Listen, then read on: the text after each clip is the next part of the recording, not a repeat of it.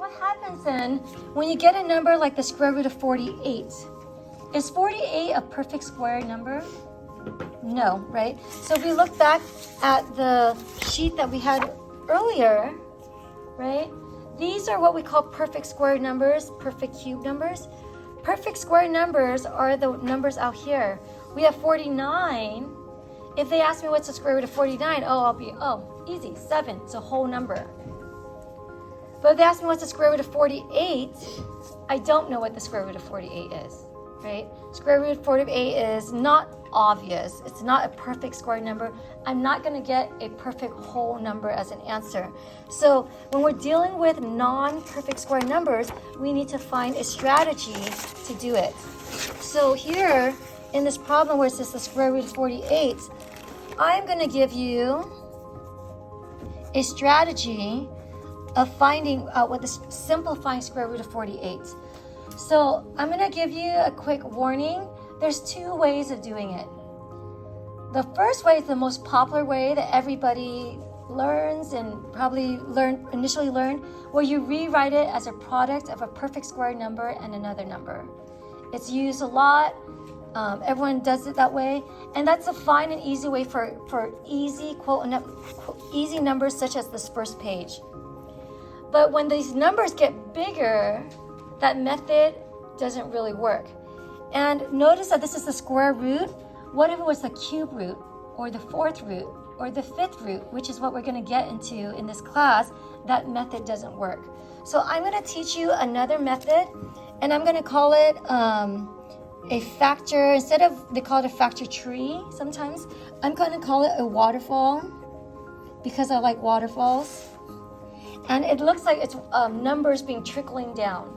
So it's numbers being trickling down to its bare minimum numbers. And this method will work with simple numbers like 48. They'll work with big numbers like 5,392. And they'll work with not just square roots, but cube roots, fourth roots, fifth roots, sixth roots, seventh roots, etc. And it'll also work with variables as well. So work for all of the above. So in this class, I'm only going to teach this method, but if you know the other method and you like the other method, go for it, right? So do whatever floats your boat, but entertain me with learning this method so you can apply it to other problems. So what I do is I take the 48 and then I do backwards, or I do upside down division. I do upside down division so that it looks like a waterfall. So here, there's a division sign, and normally the division sign is the other way, but I go upside down. And I'm going to divide it by its smallest factor. Factor is a number that multiplies to give me 48. So what's the smallest number that 48 is divisible by? What's the smallest number that you could divide 48 by? 2, right? So 2 is considered a factor, because 2 times something will give me 48, right? So I think to myself, well, 2 times what will give me 48? 24, right? So, or you could say 48 divided by 2 will give me 24. Or 2 times what will give me 48? 24, right? And then I'm going to keep going. So that's why it's going to look like a waterfall. The numbers are going to keep falling down. 24, what can I divide 24 by? The smallest number, 2. So I like this method because the numbers are normally dividing by 2 or 3, something really small. What's 24 divided by 2? 12. Okay, what's the smallest number I could divide 12 by? 2, I get. Okay, how about 6? Can I go smaller? 2, and I get 3. Can I go smaller than 3? No, I can't, right? So this is what we called a factor waterfall. The numbers are falling down. And let me check my work.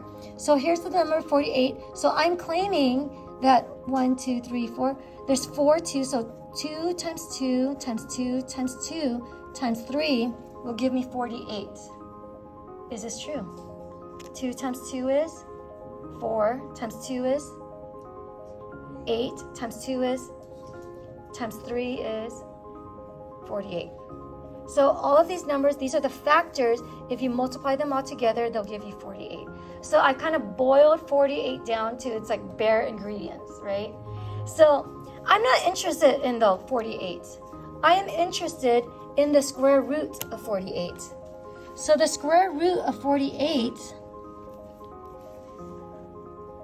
I'm asking myself, whenever we take the square root of something, what two number multiplied by itself can be pulled outside of the radical? So how many of you guys like to play cards? Play cards, right? What kind of cards games do you like? What? Uno? Any other card games you guys like to play? Have you guys played 13 before? Poker? Blackjack? Right? And there's a game called golf as well. So my boyfriend and I and his family, all we do is we play board games. We've really gotten into Settlers of Catan, Monopoly Deal, and recently we've been playing cards a lot. And with cards, there's always like new games to it, right? It's like if you get a pair of this, that trumps a full run or whatever you call it, right? So this is kind of like playing cards. What you're doing right now is this game that you're playing it tells you that this is the square root of 48. And by the way, when they say square root, there's an invisible 2 here. It's invisible. It's not written down. But that's why they call it square root, right? Later on, you'll see cube root, where you have a 3, fourth root, fifth root. But when it's invisible, assume that there's a 2 there. So when you're saying it's a square root of 48, in this card game, anything that shows up as a pair, because 2 is a pair, right? Anything that shows up as a pair, you can pull it out of the house, right? So here's my radical sign, and I call it the house. So in this card game of radicals, what pairs do you see? Okay, I see a pair of 2s. What else? And another pair of 2s, right? So whenever you see a pair of 2s, you can pull it outside of the radical. And when you pull it out of the side of the radical, it just becomes the number. This one just becomes the number 2. So the pair just becomes itself. Just like when we did, so I just want to tie this into what we did earlier with these clocks, right? 4 squared equals to 16. When you square root this, the pair of 4s got pulled out and became the number 4, right? Same thing, say here. Square root of 144 is 12 times 12. It showed up twice, so that pair got to be pulled out and became the number 12. Does that make sense? Anything that shows up twice gets to be pulled out and shows up as that number. So square root of 9, a pair of 3s got pulled out and became 3, because 3 times 3 is 9. So therefore, in this problem here, the pair of 2 gets pulled out, becomes 2, and this pair of 2 also gets pulled out, and this also becomes the number 2. It gets pulled out of the radical. So therefore, your answer then is going to be 2 times 2, because those were the 2 numbers that got pulled out. 2 times 2 will give me 4. And then what's left inside the radical? 3. And that becomes my final answer. So if I change the rules of the game where I said the cube root of 48, it's no longer the square root. I just changed the rules of the game. I said anything that shows up 3 times gets to be pulled out of the radical. So here, what number shows up 3 times? 2, right? So here, the number 2 shows up 3 times. I can pull those 3 numbers outside the radical, and when I pull it outside the radical, what does it become? Just the number 2. It just becomes a single number 2. So therefore, my answer to this cube root of 48 is I have a 2 on the outside, and then inside my radical, what's left over? 2 times 3, what's 2 times 3? 6. And don't forget, there's the index, again, this small little number here is called the index. It tells you what the rule of the game is, right? So this here is the 2. Don't forget the little 3 here. It's a little subscript or superscript. It's going to be 2 cube root of 6. Right? I could do this with the 4th root of 48 too. So what if I told you, find me the 4th root of 48. So here I have 2 times 2 times 2 times 2 times 3. And I need to find the fourth root. This game here, how many numbers need to appear to be pulled out? 4 of them, right?